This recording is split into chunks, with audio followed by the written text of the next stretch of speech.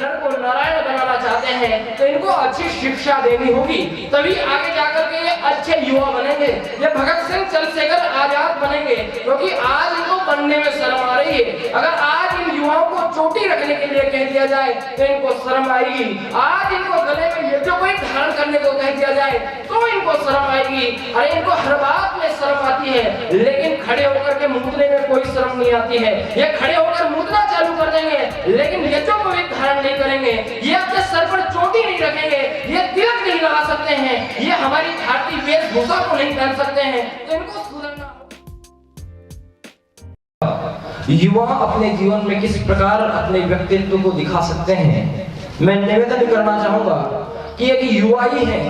आपको स्मरण नहीं होगा, जब ये सृष्टि बनाई गई थी, भगवान ने इस सृष्टि को बनाया था तो सबसे पहले बच्चों को यहाँ पैदा नहीं किया था, यहाँ बूढ़ों को पैदा नहीं किया था, बल्कि ईश्वर ने मैथुनी सृष्टि, जो मैथुनी सृष्टि बनाई, उस मैथुनी सृष्टि में युवाओं को पैदा किया था। और युवाओं उस समय से अब तक युवा चलते आ रहे हैं। तो युवाओं का कर्तव्य होता है कि सृष्टि पर जो भी संकट आए, इस समाज राष्ट्र पर जो भी संकट आए, युवाओं को आगे आना होगा।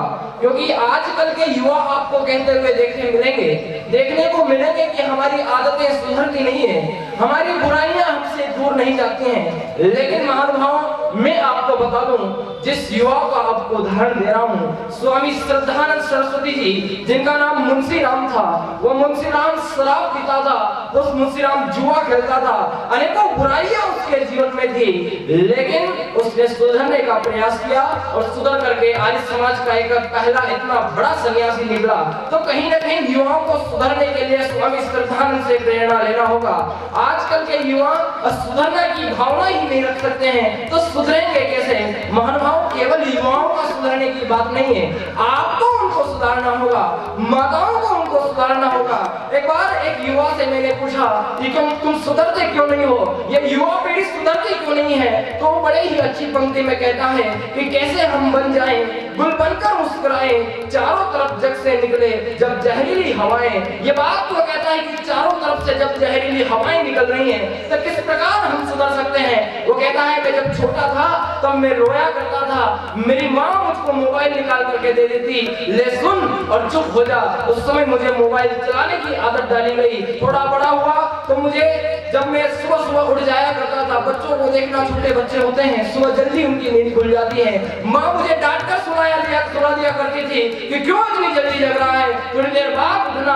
वहां मेरे अंदर जहरीली हवाएं घुसाई गई। और बड़ा हुआ तो आगे मुझे रात्रि में मेरी माँ भूतों की कहानी सुनाया करती थी, वहां मत जाना, वहां तुझे भूत पकड़ लेगा, वहां मत जाना, तुझे भूत उठा करके ले जाएगा। अरे उतनी बात तो दूर, हमारे आर्य समाज के सन्यासियों को भी देख करके माताएं बहनें कहती है, बाबा तुझे झोली में भर करके ले जाएगा। तो ये हमारी युवाओं को डराने के लिए जहरीली हवाएं घुसाई जा रही हैं, इससे हमारे युवा बिगड़ते जा रहे हैं। ये हमारा ही दोष नहीं है, केवल युवाओं को हम ये नहीं कहें कि तुम ऐसे हो, तुम वैसे हो, हम भी युवा हैं, लेकिन सुधरने की भावना उसके अंदर ही नहीं होनी चाहिए, माताओं बहनों में भी होनी चाहिए कि जब मेरा बालक युवा बनेगा तो वो किस प्रकार से अपने जीवन को व्यतीत करे। एक पिता इस प्रकार अपने जीवन में धारण करें कि मेरा बालक जब बड़ा होगा, युवा बनेगा, तो उसका व्यक्तित्व कैसा होना चाहिए। तो माताओं बहनों, अगर आप एक नर को नारायण बनाना चाहते हैं तो इनको अच्छी शिक्षा देनी होगी, तभी आगे जाकर के ये अच्छे युवा बनेंगे, ये भगत सिंह चंद्रशेखर आजाद बनेंगे। क्योंकि आज इनको बनने में शर्म आ रही है। अगर आज इन युवाओं को चोटी रखने के लिए कह दिया जाए तो इनको शर्म आएगी। आज इनको गले में ये जो कोई धारण करने को कह दिया जाए तो इनको शर्म आएगी। अरे इनको हर बात में शर्म आती है, लेकिन खड़े होकर के मुतने में कोई शर्म नहीं आती है। ये खड़े होकर मुतना चालू कर देंगे, लेकिन ये जो कोई धारण नहीं करेंगे, ये अपने सर पर चोटी नहीं रखेंगे, ये तिलक नहीं लगा सकते हैं, ये हमारी भारतीय वेशभूषा को नहीं पहन सकते हैं, तो इनको सुधरना होगा। और सुधारने के लिए हम सबको प्रयत्न करना पड़ेगा कि किस प्रकार युवा सुधर सकता है। हमारा संस्कृत व्याकरण कहता है, युवा शब्द जिस धातु से बनता है, कहते हैं यु मिश्रण आ मिश्रण यो, इस धातु से युवा शब्द सिद्ध होता है। और वो कहता है कि उसके अंदर मिश्रण, क्या मिश्रण करना है, क्या नहीं मिश्रण करना है, क्या कार्य करना है, क्या नहीं करना है, किम कर्तव्यम किम न कर्तव्यम अन्यथा मा कर्तव्यम, ऐसी भावना जिसके अंदर होती है वो युवा होता है। लेकिन आज का युवा ये सोचने की भावना ही नहीं रखता है कि क्या मुझे करना चाहिए और क्या मुझे नहीं करना चाहिए। उसके साथ में छोटी सी परिस्थिति घुस जाए तो वो आत्महत्या तक आगे बढ़ सकता है। तो इनको सुधारने का प्रयास करना होगा।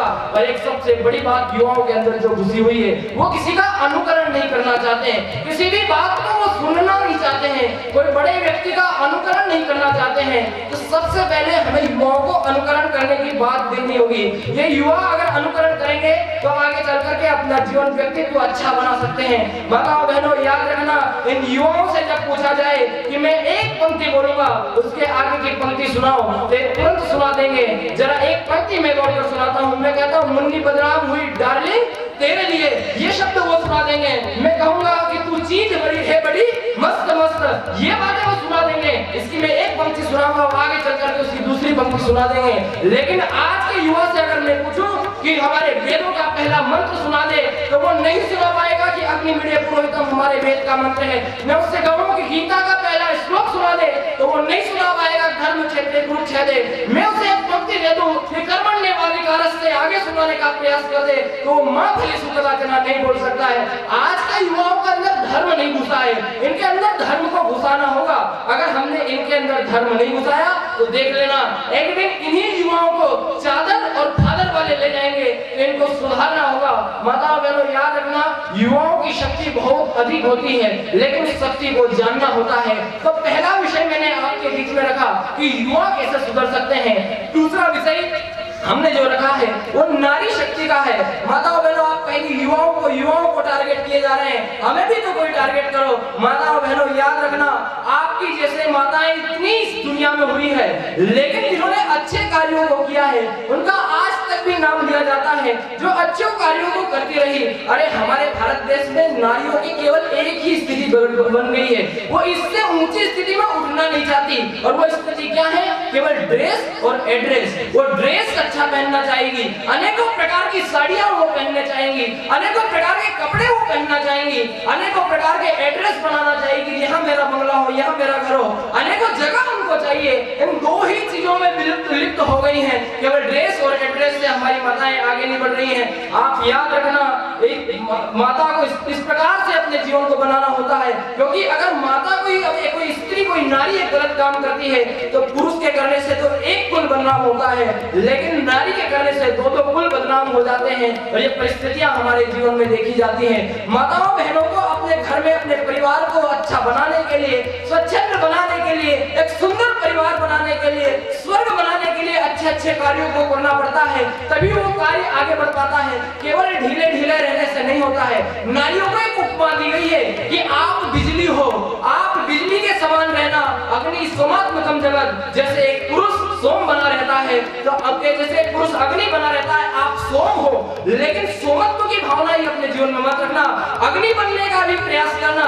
इनको एक बिजली की उपाधि हमारे इसमें दी गई है शास्त्रों में कि आप एक बिजली हो। और बिजली को देखना, जब बादल में बिजली कड़कती है, जब बिजली से पूछा गया कि तुम क्यों कड़कती हो, तो बिजली ने बड़े ही अच्छे प्रकार से उत्तर दिया कि जब बादल समुद्र से पानी खींच करके लाता है, या सूर्य अपनी किरणों से जब पानी को खींच करके लाता है, तो वो समुद्र का खारा जल आता है, नदियों का गंदा जल मेरे पास में आता है, और मैं जब कड़कती हूँ तो उस जल को शुद्ध करके बरसाती हूँ। तो कहीं आपको थोड़ा बहुत कड़कना होगा, आपके पतिदेव के ऊपर भी कड़कना होगा, आपके छोटे बच्चों के ऊपर भी कड़कना होगा। इतना नहीं कड़कना है कि वो रुष्ट हो जाए, अच्छी प्रकार से कड़कना है, प्रेम का भाव और त्याग की भावना से कड़कना है। तो आपको अपना जीवन अच्छा बनाना होगा। हमारा वेद मंत्र बड़े ही अच्छे शब्दों में कह रहा है, अधा पस्पस्मोपरि संत्राम पादको हर माते कष्टप्रबोधिशन स्त्री ही ब्रह्मा बभूविता।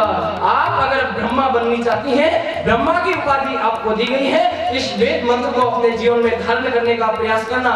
क्या करें? अधा पश्वस्वमोपरि, अपनी हमेशा अपनी आंखों को नीचे करके रखना, कभी ऊंची आंखें देख करके नहीं चलना है और केवल दृष्टि से ही नीचे आंखें नहीं रखना है, अपने मान सम्मान को बढ़ाने के लिए आपको नीचे आंखें रखना है। और भी बता दूं, एक बार की बात है, एक परिवार रहता था, उसके सामने उसका पड़ोसी रहता था।